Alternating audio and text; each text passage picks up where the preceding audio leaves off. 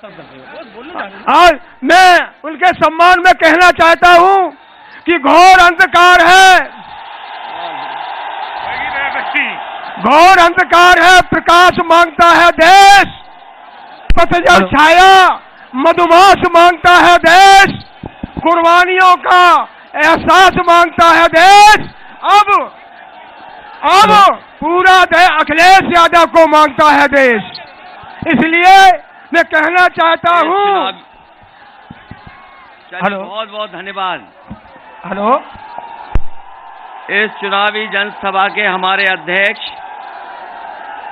Shri Khushiram Nishad ji, party के जिला अध्यक्ष राजवीर सिंह जी, समाजवादी पार्टी के प्रत्याशी दिव्यापुर से प्रदीप यादव जी, दूसरे हमारे प्रत्याशी औरैया के जितेंद्र दोहरे जी, मंच पर उपस्थित महेश सारे जी, इरशाद खां साहब और बहुत बड़े व्यापार कर्मचारी संगठन के हमारे अध्यक्ष हरकिशोर तिवारी जी, अवधेश भदौरिया जी, समृत पाल जी, रुक्मणी देवी जी, रुक्मणी देवी निषाद, पल्लवी पाल जी, अनूप गुप्ता, डॉक्टर रसनेश पाठक जी,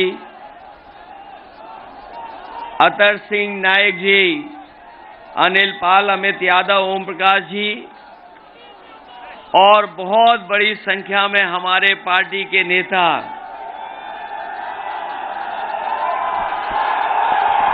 मंच पर उपस्थित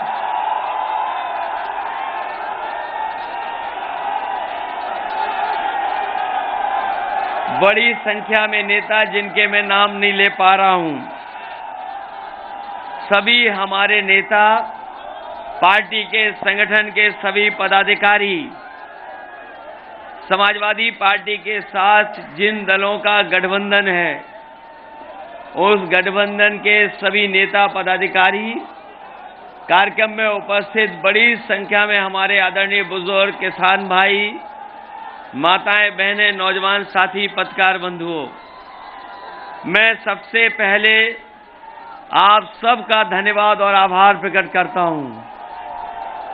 मैं देख रहा हूं कि मैदान हमें पूरा भरा दिखाई दे रहा है। जिधर देखो उधर सरों पे लाल टोपी दिखाई दे रही है।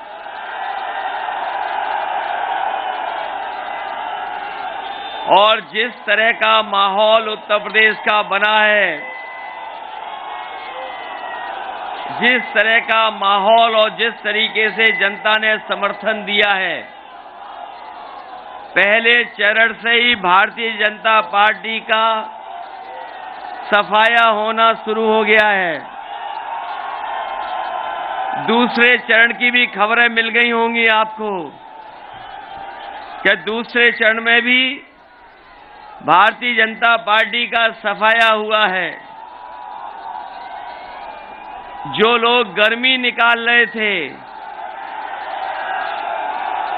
जो लोग गर्मी निकालने की बात कह रहे थे, पहले चरण के बाद ही उनके नेता कार्यकर्ता ठंडे पड़ गए हैं।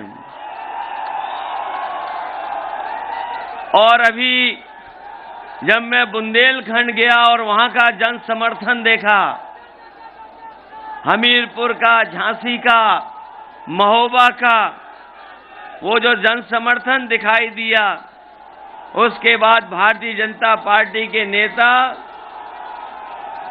सन्न पड़ गए। और दिव्यापुर आते आते औरैया और आगे जैसे ही बढ़ेगा चुनाव, भारतीय जनता पार्टी के लोग शून्य हो जाएंगे। बताओ, शून्य होने जा रहे हैं कि नहीं होने जा रहे हैं औरैया जिले में? और इसलिए जनता इनके खिलाफ है कि इन्होंने बड़े बड़े वादे किए जनता के बीच में। इनके जो वादे थे, हर वादा जुमला निकला। बताओ जुमला निकला कि नहीं निकला? और जो मदद किसानों की होनी थी, गरीबों की, उनके साथ धोखा किया है सरकार ने। और इनके नेताओं के अगर भाषण सुनोगे तो एक नेता तो दूसरे नेता से बड़ा झूठ बोल रहा है।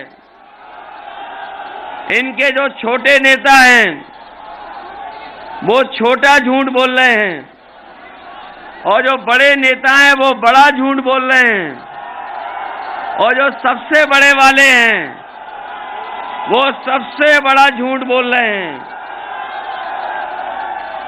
आपने कल या परसों का अखबार पढ़ा होगा, 28 बैंकों का पैसा लेके भाग गया। भागा कि नहीं भागा?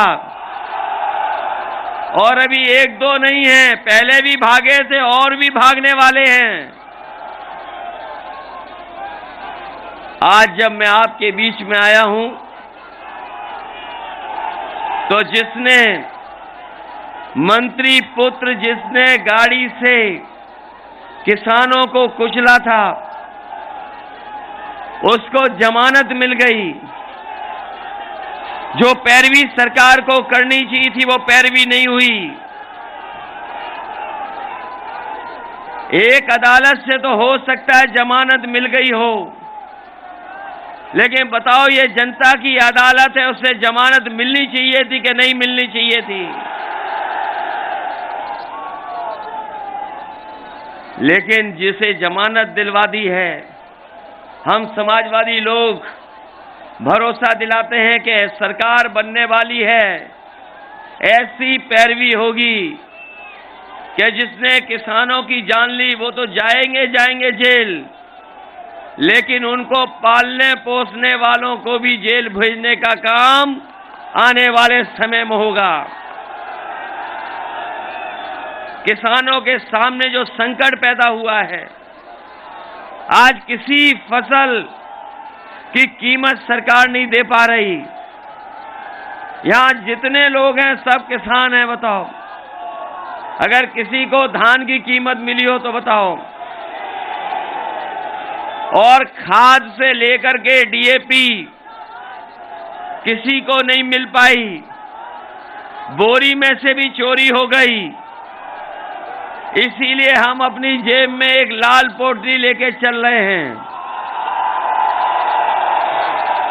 ये लाल पोटली जिस समय चुनाव शुरू हुआ था तभी मैंने लेकर के निकला था, और ये लाल पोटली है हमारे किसानों से अन्न से भरी हुई। समाजवादी पार्टी और मैंने तो सब लोगों से कहा है कि इस भारतीय जनता पार्टी के खिलाफ अन्न संकल्प लो और इन्हें उत्तर प्रदेश से हराओ और हटाओ भी। बताओ हमारे साथ आप अन्न संकल्प लोगे कि नहीं लोगे? इस भारतीय जनता पार्टी को हटाने के लिए और हराने के लिए तो ये मान लें कि सबने संकल्प ले लिया। पहले चरण में ही किसानों ने अपने मान सम्मान का चुनाव समझ करके इनको हराने का काम किया है, और जैसे जैसे चुनाव आगे बढ़ेगा इनका सफाया होना तय है। जनता इन्हें माफ करने वाली नहीं है, इन्हें उत्तर प्रदेश से साफ कर देगी।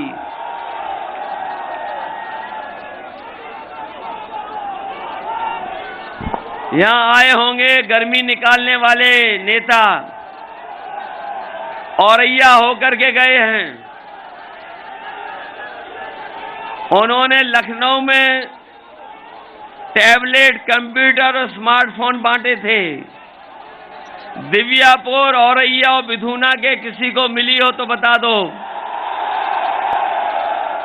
पता नहीं किसे बांटते रहे।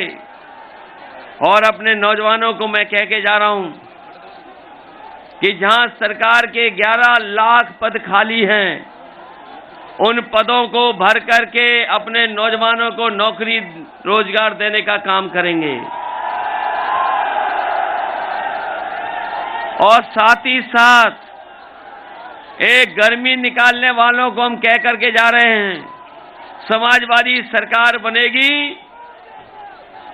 तो सभी खाली पदों पर भरने के साथ साथ फौज की और पुलिस की भी नौकरी निकालने का काम समाजवादी लोग करेंगे।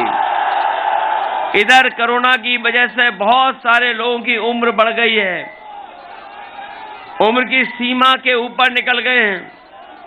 अगर हमें उम्र की छूट भी देनी पड़ेगी तो वो भी देने का काम समाजवादी लोग करेंगे। बिजली को लेकर के तो बात पता लग गई होगी आपको।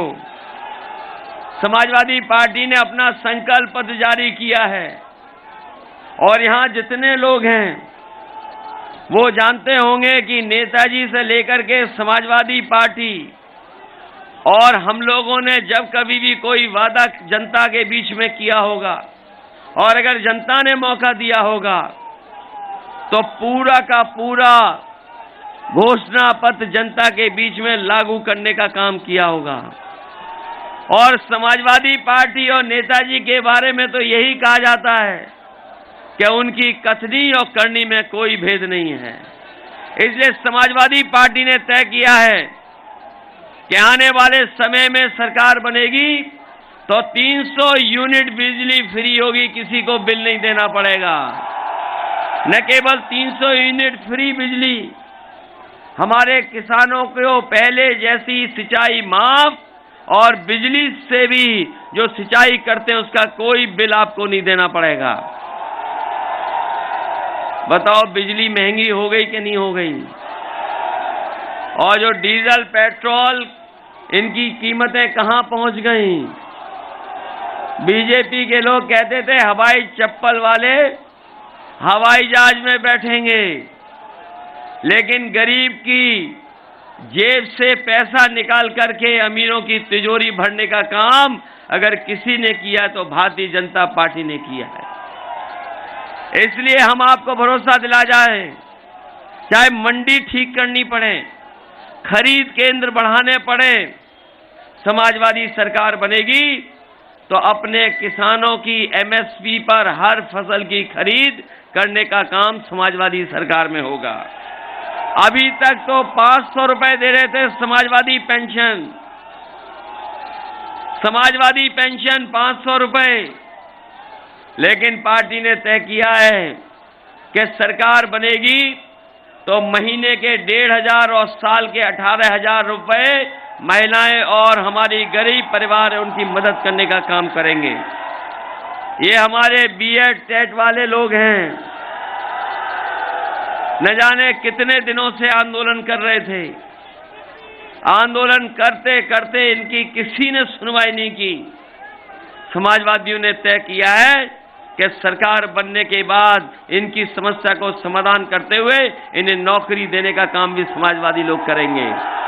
वहीं 69,000 वाले बहुत आंदोलन किया, उन्होंने लगातार अपमानित होते रहे, लाठी खाते रहे। इस सरकार ने नहीं सुनवाई की। उन्हें जो आरक्षण मिलना चाहिए था वो मिल जाना चाहिए था, वो नहीं दिया, भेदभाव हुआ। इसलिए समाजवादी पार्टी ने तय किया है कि 69,000 वाले उनके साथ जो भेदभाव हुआ है उस भेदभाव को खत्म कर करके उन्हें नौकरी और सम्मान देने का काम भी समाजवादी सरकार में होगा।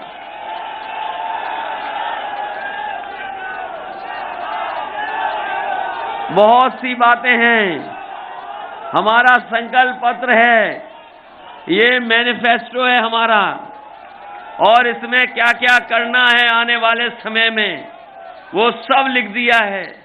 इसलिए हमें उम्मीद है कि इसको तो पढ़ोगे ही पढ़ोगे, लेकिन ये याद रखना ये सरकार बनाने का चुनाव है। सरकार बनेगी तो उत्तर प्रदेश खुशहाली के रास्ते पे जाएगा। ये बदहाली को खत्म करने वाला चुनाव है। हम में से जितने लोग जानते हैं, यहां जितने लोग हैं, सबने देखा होगा कि किस तरीके से भेदभाव का काम हुआ है सरकार में। समय समय पर अपमानित होना पड़ा, समय समय पर प्रशासन के लोगों ने मनमानी की, और किसी को न्याय नहीं मिला इस सरकार में। इसलिए आप सबसे मैं निवेदन और अपील करने आया हूं कि पीछे मुड़कर के देखो, 5 साल पहले सरकार बनी थी और आज 5 साल हो गए, कहां पहुंचा दिया इन्होंने। अगर किसी को नौकरी मिली हो तो बता दो।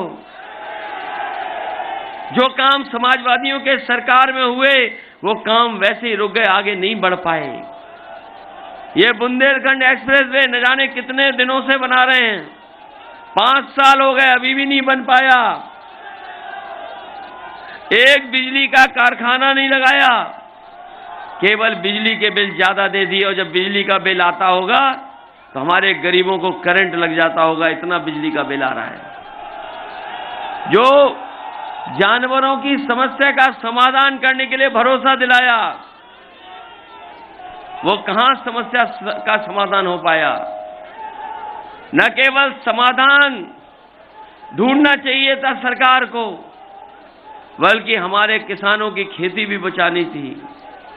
तार लगाने पड़ गए कि नहीं पड़ गए तार, और जो हजारों करोड़ रुपया आया गौशाला के लिए, वो सब सरकार के लोग खा गए। बताओ खाया कि नहीं खाया। और जो हमारे बाबा मुख्यमंत्री जी का प्रिय जानवर है, वो सड़कों पे टक्कर मार रहा है कि नहीं मार रहा है। इसलिए गर्मी निकालने वालों के लिए कह के जा रहे हैं, इस बार उनकी भाप निकल जाएगी और जब वोट पड़ेगा तो धुआं उड़ जाएगा उनका। बताओ धुएं में उड़ा दोगे कि नहीं उड़ाओगे ने। ये मान लें कि दोनों लोग जीत के जा रहे हैं। और ऐसा समर्थन कभी समाजवादी पार्टी को नहीं मिला होगा। कभी इतने हर समाज के लोग आपके साथ कभी नहीं जुड़े होंगे।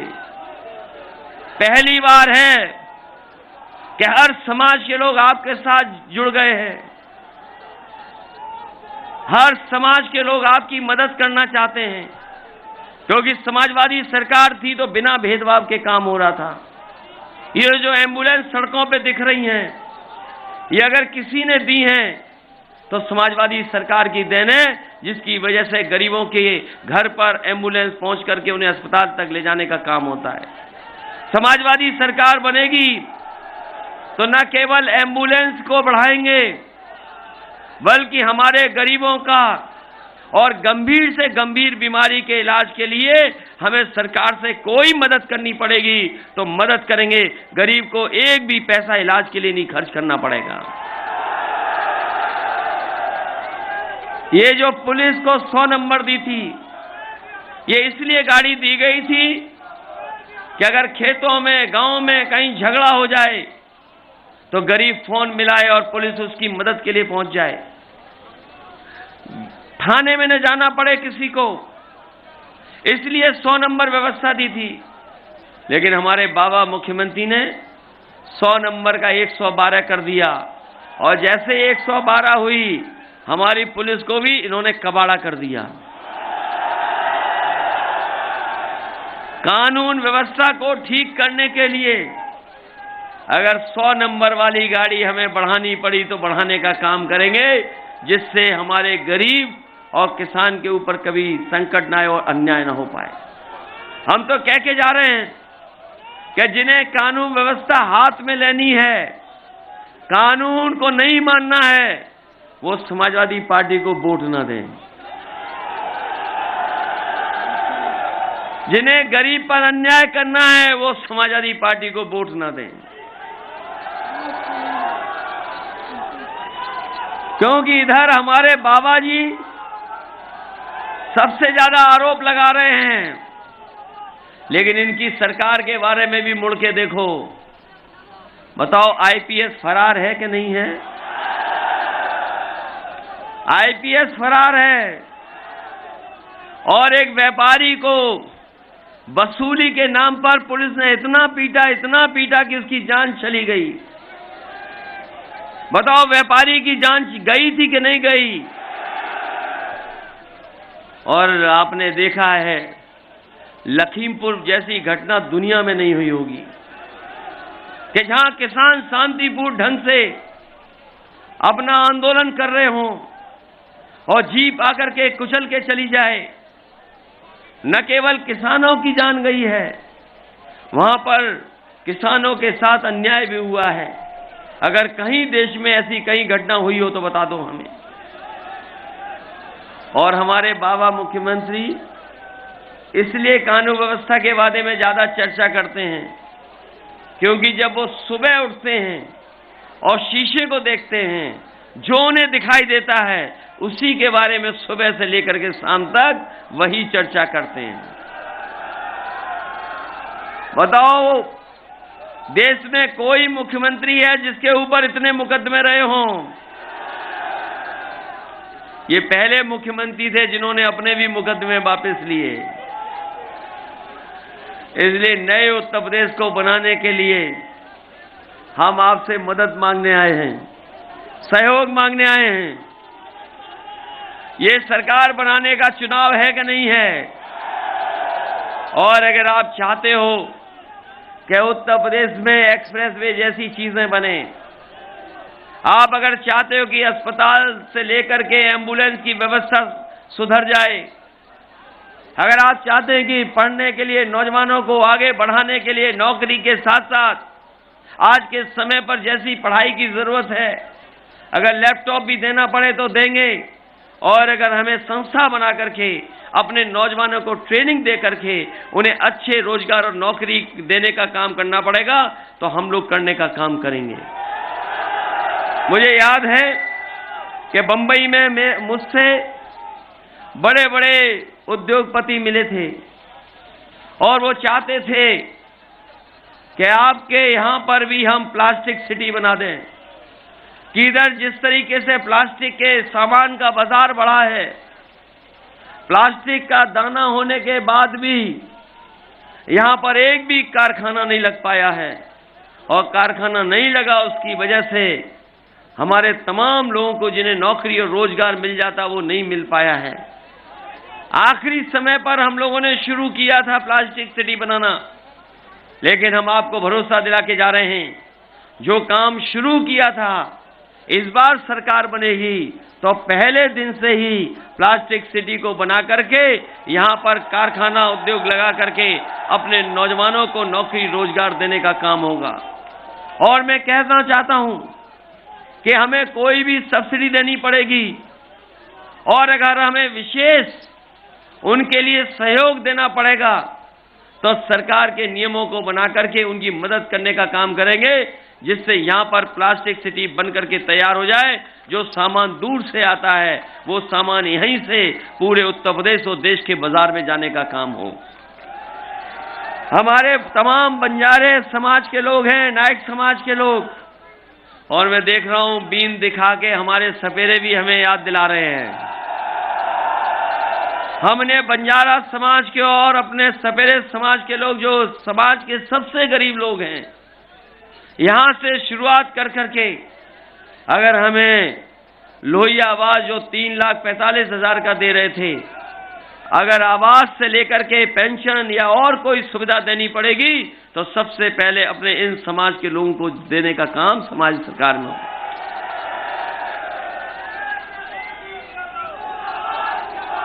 हमारे साथी जानते होंगे जो सरकारी कर्मचारी, इनकी बहुत पुरानी मांग थी कि पुरानी पेंशन बहाल हो जाए। समाजवादी पार्टी ने तय कर दिया है सरकार बनने पर पुरानी पेंशन बहाल होगी और उसके लिए हरकिशोर तिवारी जी लगातार लगे रहे, लगातार अधिकारियों से बातचीत, किस तरीके से रास्ता निकलेगा। हम लोगों ने जो फाइनेंस के एक्सपर्ट लोग हैं उनसे राय बना करके फैसला लिया है कि सरकार के बजट से भी अगर देना पड़ेगा तो देंगे और अपने कर्मचारियों की पुरानी पेंशन बहाल करने का काम समाजवादी सरकार में होगा। इसलिए आप सबका बहुत बहुत धन्यवाद और आभार प्रकट करता हूं। बहुत देर से आया मैं आपके बीच में, आज बहुत कार्यक्रम है। तीसरे चरण का चुनाव है। ये तीसरे चरण का ही चुनाव है। बताओ, तीसरे चरण वाले सबसे आगे पहुंचोगे कि नहीं पहुंचोगे? और जिन्होंने जमानत पे निकाला है किसी को, अपराधी को, उनकी जमानत जब्त कराओगे कि नहीं कराओगे? जब पहले चरण में जीत गए, दूसरे चरण में जीत गए, ये तो सब अपना घर के आसपास का क्षेत्र है। बताओ, जिताओगे कि नहीं जिताओगे? और ये जो पैसा लेकर के भागने वालों से बचाओगे कि नहीं बचाओगे? ये जो पैसा लेकर के भाग रहे हैं, पहले भी भागे थे, अभी फिर भाग गए और भी भागने वाले हैं। बताओ, कहां के लोग हैं ये सब? ये सब जानते हो तो बताओ, उत्तर प्रदेश को बचाओगे कि नहीं बचाओगे? इसलिए उत्तर प्रदेश को बचाइए, साथ में लोकतंत्र बचाइए, और अगर इन्हें मौका मिल गया तो हो सकता है कि बाबा साहब का दिया हुआ संविधान भी उड़ा दें। इसलिए संविधान बचाने का भी चुनाव है। इसलिए एक एक वोट साइकिल के चुनाव चिन्ह पर डाल करके प्रदीप यादव जी को और हमारे नौजवान साथी दूसरे प्रत्याशी हैं जितेंद्र दोहरे, इनको एक एक वोट देकर के जिताने का काम करना। बहुत बहुत धन्यवाद सबका, आपका।